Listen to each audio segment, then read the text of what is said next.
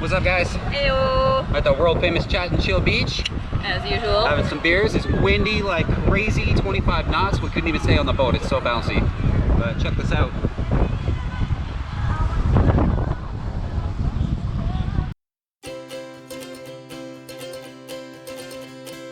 This time on Lady K Sailing, we unbox our brand new solar charged controller. We talk about which dinghy makes the most sense in the Bahamas. We make yet more electrical repairs, and we introduce you to George Town, the best cruising destination in the Bahamas.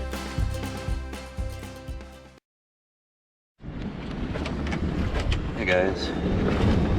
Ooh, it's morning. Didn't sleep last night. It's blowing 30 knots, and the boat is bucking and kind of uncontrollably rolling, making a lot of noises, and yeah, it makes it very difficult to sleep. And there's been boats dragging. We haven't dragged, but there's been other boats dragging, so you're constantly worried that somebody's going to drag and run into you. Kind of irritable, kind of a long night. It's going to be a long day. It's 2 days of this. We're on day 2 now. I couldn't leave the boat yesterday for fear of dragging, and today's going to be the same story, so hopefully I can get some rest.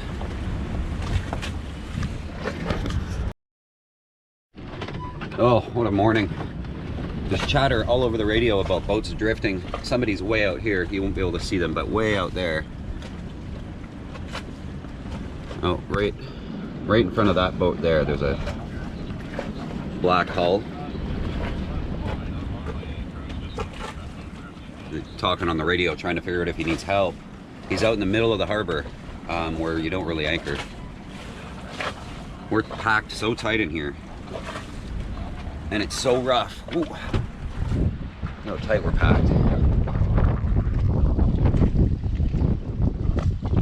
This guy right on us.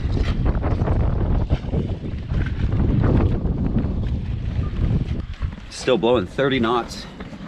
It's day 2 of the 30 knot blow. There's 3 days, so we got 1 more to go.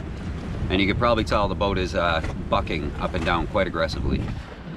But anyway, we got 100 feet of chain out, 5/16 anchor chain on a 55-pound Rockna, and we haven't moved an inch.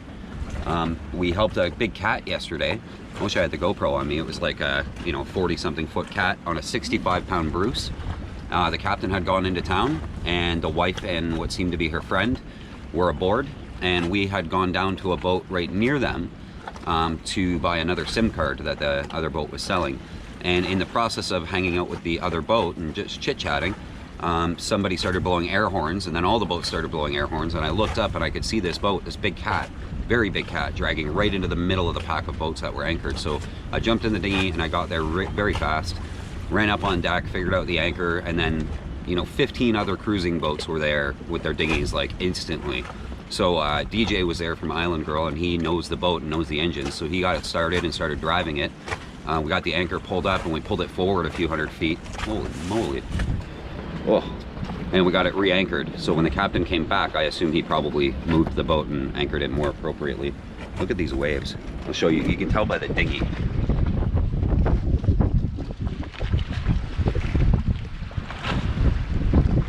It's just crazy. I didn't sleep at all. Oh man. It's gonna be a rough couple of days without sleep. So it's not all slushy rum drinks and bikinis. Sometimes you gotta pay your dues. We're all paying our dues. So people ask us all the time, what kind of dinghy should I buy, guys? Today is one of the only days where it really matters what dinghy you get. It's blowing 15 to 20, it is choppy, and we need gasoline for all of our gasoline products. So I'm gonna take the gas cans across the bay to where the gas station is. I'm gonna bring you with me so you can see how much fun it is. We have a 10'6" hard bottom rib with a 9.9. It works, but I wouldn't go any smaller. Check this out.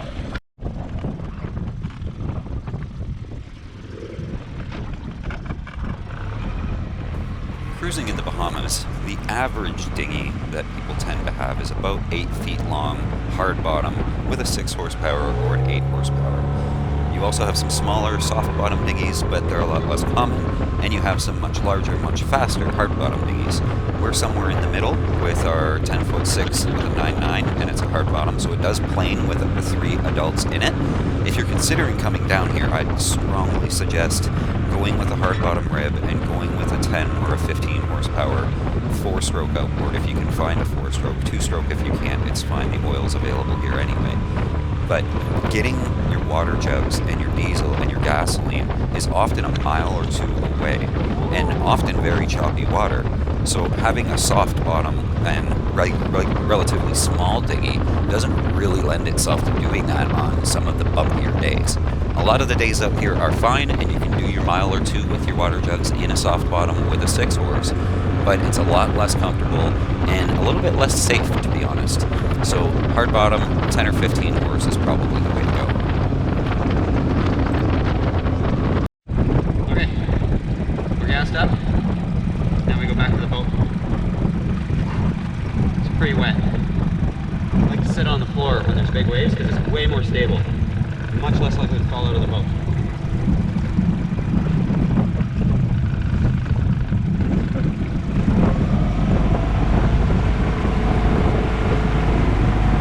This is little Elizabeth Lake in George Town. It's just sort of off where we're all anchored out there. And there's this little cut you come through, and then you're in this little protected lake. The dinghy dock is right ahead of me. There's a Shell gas station. Grocery store, there's Scotiabank across the other side, there's a boat ramp, and there's another big grocery store over there. This is kind of the spot. This is where everybody goes. This is how you get into town.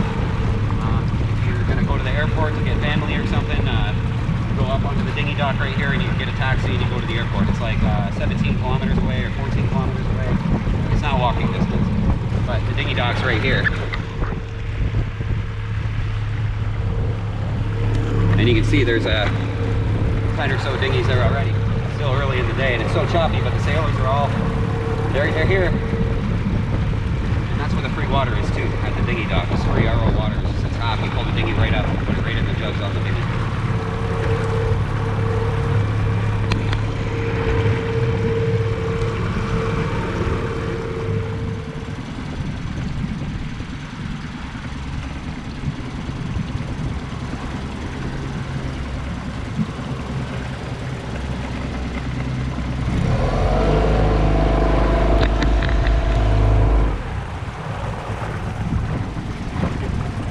Still dry.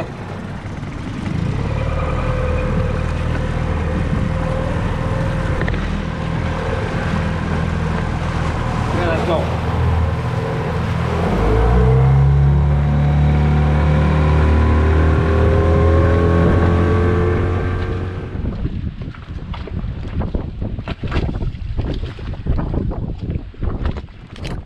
So one of the things you'd notice after you've had some salt water in your boat is all of your electronic gear turns green very quickly. So I'll show you, this is the fuse block for our primary battery charger. Right here. So battery charger in, and you can see this connector is just gone. Like I can probably disconnect it by hand. And it went in and out and it goes back to the battery. So very green. Very gross. It was still working, but we're going to take it apart right now and see if the whole fuse block is toast or if we can just clean it up and maybe salvage it.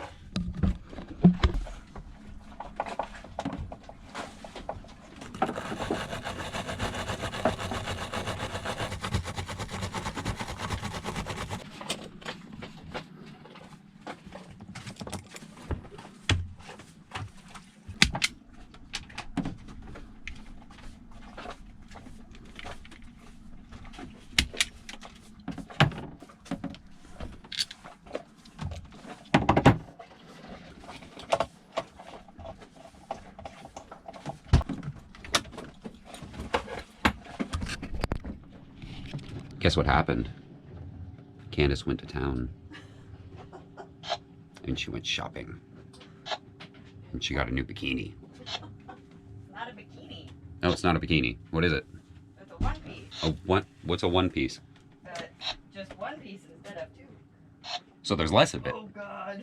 It's one piece instead of two. God. So there's less of it. I think that's what that means. So we're still struggling a little bit with our solar. We still have our borrowed solar controller right here. 30 amps, so we can only run one panel. It works, and thank you, Duchess. Duchess is the boat that lent it to us. We're so very thankful. But it's not, when I built the solar system, I did it specifically to spec with our electricity draw. 550 watts of solar, 50 amp controller. This controller, we can only run one panel, so we're down to probably like 30% of what we used to be, because it's a PWM controller, one of the older style controllers. It doesn't take advantage of our 72 watt panels. So we're pulling in 11, 12 amps right now. That's with the fridge running.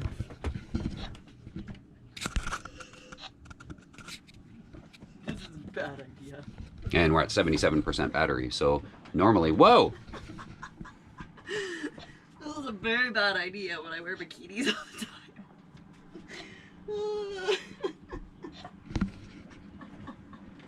I love you. Will you still love me in this bikini? No. One piece? No. That's pretty bad, isn't it? Oh Lord. Anyway, I can't even. Bikini. I know it's not a bikini. Anyway, yeah, so electricity is scarce. It's not wonderful, but our MPPT controller, we're getting a Victron 50 amp. That should be in later today or tomorrow. So I hopefully will be able to do like an unboxing and showing you guys video of that new solar controller, because that thing is like the best you can get. The Victron one is, by all reviews and all the things I've read, that is top notch. So we will see you guys later tonight or tomorrow with that, hooking it up and getting it working, and we'll see if our 12 amps of power, 12.4, usually that's about 40, so that'd be pretty sweet. Oh, guess what we got? We just, our friend DJ took us in a whaler, which is much bigger than a dinghy, because the sea state is horrendous. We got completely soaked in a big fiberglass whaler, so in a dinghy it would have actually been dangerous. Anyway, solar charge controller came in. Woohoo! Started making some electricity again. So check it out. We double garbage bagged it because, you know, we were out in very high seas. All the way from San Diego, California. Look at that, to the Bahamas.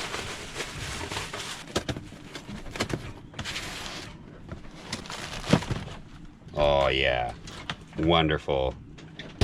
50 amp Victron solar charge controller, and we grabbed another little fuse box just to replace our other fuse box, so that'll be pretty sweet.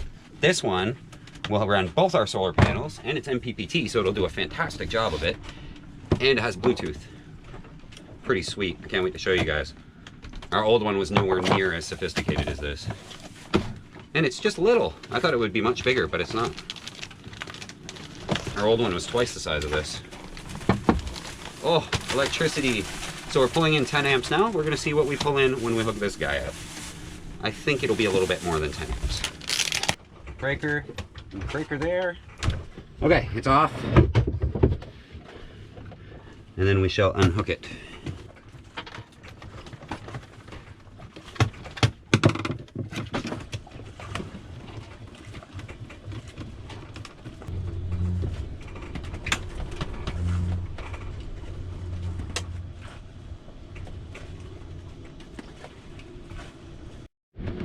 This one.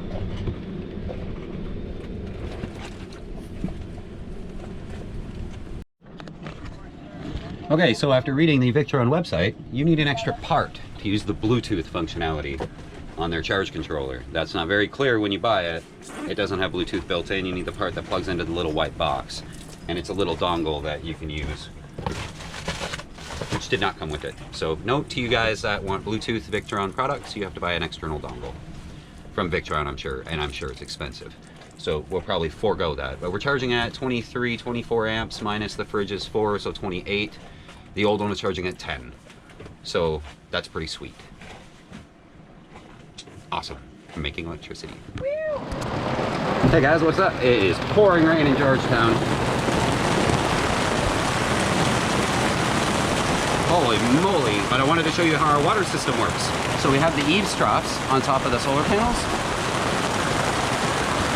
And then we have a little downspout. I don't really want to go out there right now, but I want to show you really bad. If you can see, there's a plastic tube running down the frame.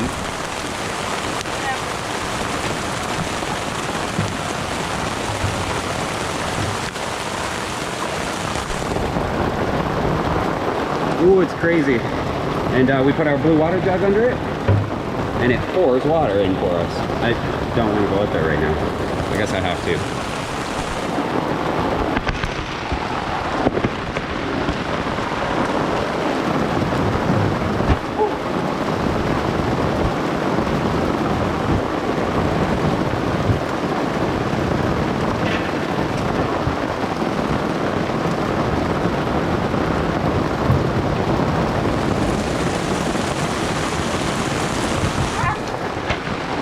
Oh my goodness.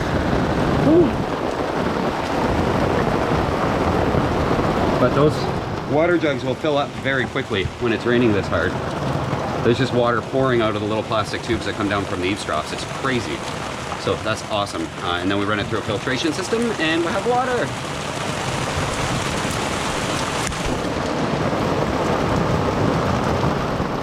Hey guys, what's up? We are at Hamburger Beach, just having a little potluck dinner kind of thing. And sunset happening over here. We got lots of cruisers.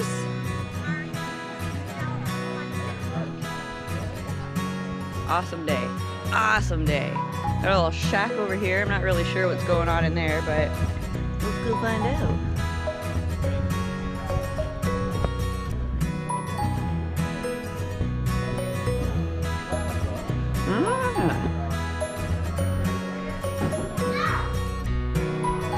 Very cool. We got some Hey. friends. Hey, it's Barefoot too. We're just looking out the kids and like keep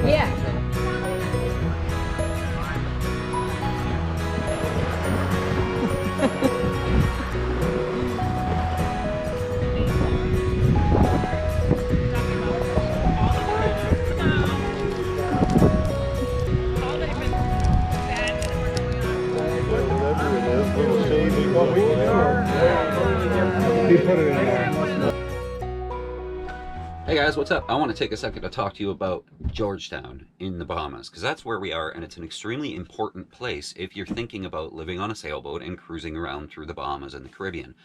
I am going to leave our VHF radio on while I film this video, mostly because we're waiting for a call, but also because you need to understand what it's actually like. Jubilee, sorry, Eagles.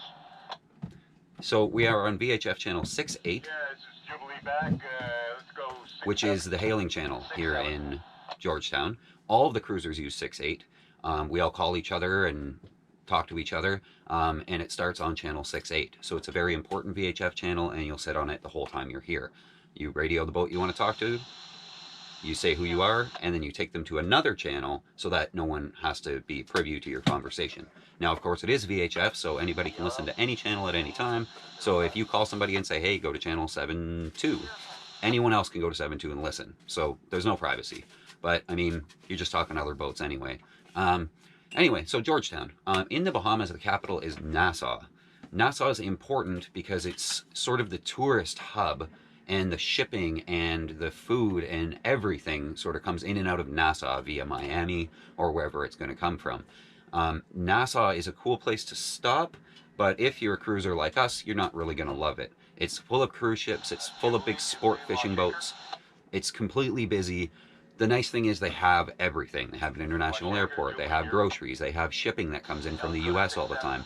Easier to get parts, they've got boat stores, they've got everything going on. Most cruisers either skip Nassau or just spend a day there. For us, we did stop there, we stocked up on stuff, and we got out of there as quick as we could. Once you get a little bit more south of Nassau, you get down to the Exuma Island chain. And the Exuma Island chain, it runs for, I think it's 100 or 120 miles. It's not terribly difficult to get from one end to the other. A lot of the time you can stay on the shallow side and avoid the trade winds. And as you get toward the bottom, you have to go out on the ocean side and fight with the trade winds. So you need sort of a good window down near the bottom. As you traverse down the the Exuma chain, there aren't really any big cities until you get to Staniel Key. Staniel Key is very, very sailboat oriented, but there are still some power boats. It has a wonderful nightclub scene, bar scene at the Staniel Key Yacht Club. But ultimately, your destination is probably going to be the bottom of the Exuma chain in Georgetown. And there's a few really good reasons for that. One is Georgetown also has an international airport, but there aren't any cruise ships. And because the Exuma chain is so long and so not very well provided for, there's not really a lot of places to get fuel. And that's important for sailors because that means when you finally get to Georgetown, there'll be almost no power boats at all.